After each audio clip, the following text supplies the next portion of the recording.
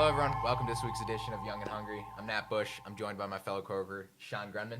Thanks for having me on the show, Nat. No problem. Happy to have you.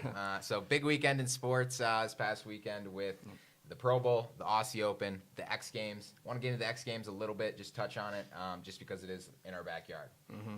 So was in Aspen this past weekend. We're located in Denver, so just a quick drive up to the mountains. One quick point about it is they actually exceeded attendance from 2018 event, and that was because they had a record-setting day on Sunday of 43,000 people attending. It's crazy, man. Yeah, I've heard all my friends have gone in the past, and I can't believe I've been living in Colorado for so long and haven't gotten up there myself. So next year, you and I, 2020. Let's get it. Well, let's do it. 2020. Sounds good. All right, so moving on to the big topic of this week, the Super Bowl, obviously. So want to touch on start people off with some quick facts about the NFL and the Super Bowl. So average prices for Super Bowl commercials, 30-second slot, is going to be around the same it was last year. So we're talking about $5.2 million for 30-second spot. But, I mean, this is the biggest platform, so you got to pay the bucks to get in. And then built on top of that, NFL viewership is up 5% across all platforms this year. So an even stronger property rolling into the year. Didn't see that coming at the beginning of the year. No, and I think it speaks to some of the young talent, some of the new teams that are emerging. I think this is going to be an awesome Super Bowl with, the Brady and the Belichick versus the young guns of McVay and Goff and just all the moves that the Rams have made in the offseason. I think it's going to be a very entertaining Super Bowl. I agree, definitely. It's going to be two great teams matching up in the Super Bowl this year. Yeah, definitely excited about that. And obviously we're kind of a sports business podcast, so we're going to get into the marketing aspect of it, the commercials. So one thing about the commercials, some headlines that came out earlier in the year is Anheuser-Busch purchased 8 commercial slots. $5 million a pop? Come on. That's a lot of money. That's quite a lot of money. And they're ranging in, I think they have one at 60 seconds, one at 45, and the rest are at 30 seconds. So it ranges in price, but we're looking at $40 to $50 million spent on one day. Yeah. So just a few hours within the day. Yeah, definitely. And, it's interesting to see the evolution of commercials because, back in the day, that would just be the one day. And now companies are doing a better job of stretching out the life cycle of these ads, really by doing that by, teasing them or releasing the full commercial or an extended version. So with that, let's just get into some of my favorite ones. I mean, definitely. Doritos, like you touched on it, the teasing. I liked how they used the Chance the Rapper and the Backstreet Boys. And they had a couple variations that they put in there, and I like it. I think I'm interested to see how it all comes together in the actual Super Bowl itself. Yeah, definitely. I think that one's going to be a good one. Yeah. Kind of more in the funny category. Most of these commercials fall into 2 categories, whether we're talking about funny commercials or the feel-good commercials. Right. So another one that's in the funny category where they released not a snippet but a full commercial was Pepsi. Really enjoyed that one. It had Steve Carell in it, Cardi B, Lil Jon. Kind of played off of the notion of, waiters, you ask for a Coke and they ask if Pepsi is okay. Right. Happened to all of us, so interesting to see how that one's well received. I mean, I personally like it, but curious to see how it plays out on Sunday. Yes, here. Another funny one. The Pringles, when they played on the AI, that's funny. So basically they start talking about how many different combinations can we stack the Pringles in, and then the Alexa or the AI hops in and talking about how it can never eat or feel or anything. It's fun. That's a funny one. It's a funny one. It plays on technology and builds off the commercial they had last year with Bill Hader with the concept of stacking the different chips to make up new flavors. So really enjoyed that one. Another one that I really enjoyed was the Devourer commercial. So if you haven't seen this one, it's basically Devourer is a craft frozen food brand, and it's about a couple, and the husband is addicted to frozen food porn. So pretty funny one. They do play on words and do some stuff of that nature. It's funny. That one actually, I'm pretty sure, got banned from the Super Bowl from being played. So yeah, not it's a great surprised. one. Check it out if you. Pretty provocative one, which makes that's the shocking part. It's like the amount of money and resources that had to go into the planning of this commercial and the people it had to get through to think that this wasn't a possibility. Right. They get all the way to the 1-yard line. The whole commercial is created, and then all of a sudden they say you can't make that. That's kind of crazy. You would think that they would have gotten the no on that a lot sooner. Right. And maybe that was their plan overall. Stir it up, release it out, and because we're talking about it. And that's kind of another thing, a good segment about how these companies go about it. The full-length commercials we kind of talked about. We talked about the snippet with Doritos. think another funny snippet one was M&M's with Christina Applegate. Kind of someone's locking the car when she's trying to get in. Yeah. Curious to see which M&M that's going to be. My guess is probably the red one. Probably the red one. Probably the red one? I agree too. Or maybe they're going to release a new flavor, because that's another thing with some of these commercials. They use the platforms to release new products or innovations or let you know about what's going on. And speaking, we talked about Anheuser-Busch.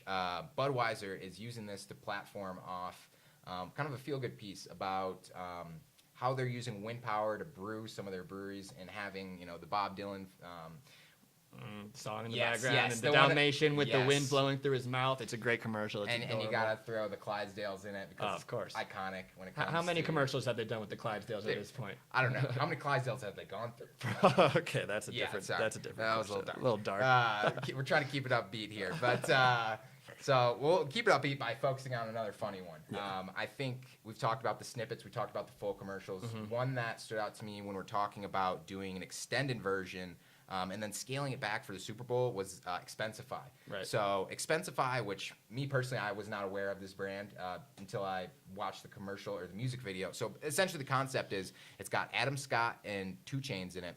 And they're talking about 2 Chainz has a reputation of being a very lavish rapper. He's got a YouTube series on GQ called Most Expensive as Shit, where he just basically goes into a certain thing and finds the most expensivest thing in that category. Right. So like a $10,000 cheeseburger that's covered in gold or something like that. Yeah. So it's Expensify playing off of the popularity of that web series, pairing it with Adam Scott kind of being the more rationale, voice of reason, where 2 Chainz living the more lavish lifestyle. Yeah. So it's Expensify this. It's a full-length music video, which kind of does a little bit good job introducing what Expensify is, what they're trying to do. One thing I really like about the commercial is they're actually doing live interaction with Yes. people as it's going to be playing. So if you have your phone out, you're going to be taking pictures of the receipts, because I mean that's what this whole brand is about. Yeah. Is you don't have to save your receipts anymore, right? So taking pictures of the receipt in the commercial while it's being played, and then actually getting money back or being entered in. Chance in a Right. sweepstakes, which Right, I think right, is the awesome. sweepstakes, that's It's what kind of having that integrative feel that some of these commercials, most of them Yeah. are pretty passive. You sit back and you watch them. Where this one's, it's a call to action. It's bring out your phone. Interact with our brand for the chance to win. Right. So that's going to be cool. I'm curious to see which kind of how they scale it down. I think you're kind of hitting it on the point Right. with what they're going to be ended up doing. So transitioning off of that, talked about some funny ones, talked about a couple feel-good ones. I think another feel-good piece that makes sense for this Super Bowl is Mercedes-Benz. They had a commercial where they brought in Ludacris, and they went to a local school in Atlanta and gave away 2 free tickets to the Super Bowl, which is awesome. Mercedes-Benz is obviously heavily involved in the Atlanta community with being Mercedes-Benz Stadium. Right. And then Ludacris being from the Dirty South, there. from Atlanta. So it's cool to watch them pair that up. And I think it plays on the trend of a lot of these commercials using big name endorsements.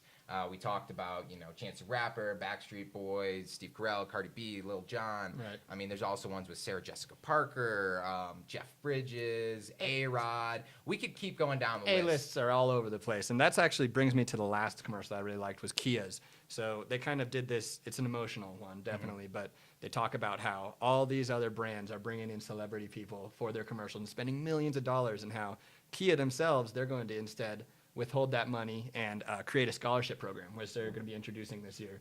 So I really thought that was a nice way to going about it, kind of expressing, it's a stab to the other brands, but at the same time, it's still saying, we're here for you. We're not here to bring on a huge celebrity and pay them millions of dollars for a 30-second ad spot. It's paying to have, to actually do good. Yeah, and I like that aspect of it too, and I Right. think it'll be a good contrast based on all the celebrities that we're going to be seeing to see the more average, everyday American in a commercial and using some of that money to go to good.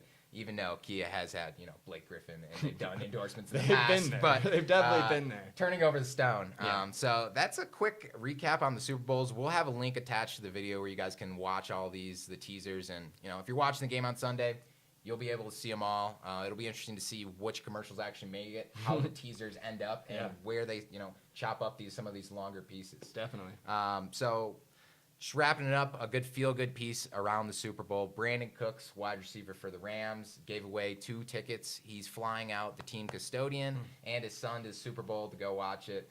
Just great thing there. There's cool video that shows their emotional reactions. It's always awesome to watch people go beyond, especially for someone that, stays in the shadows like a janitor or a custodian that doesn't really get the recognition they deserve all the time. Everyone's part of the team. Exactly. From the janitor to the head coach, they're all important. So And I'm sure you can speak to that, being part of a team in the past. yeah, we've all been parts of teams in the past.